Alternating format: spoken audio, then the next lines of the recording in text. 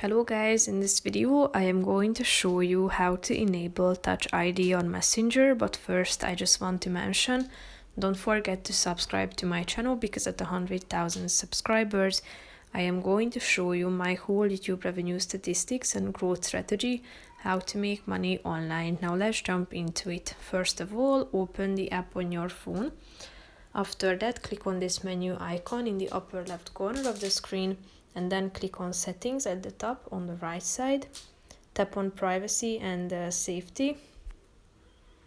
Tap on app lock within the security section. And here you can turn on the require Touch ID feature by clicking on this button on the right side of the screen, so that you should use your Touch ID and your fingerprints to unlock Messenger. Here you can set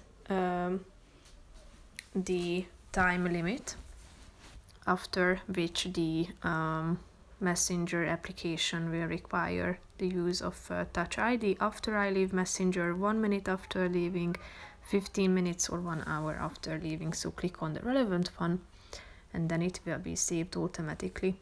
So that's pretty much it for this video guys. See you in the next one. Bye bye.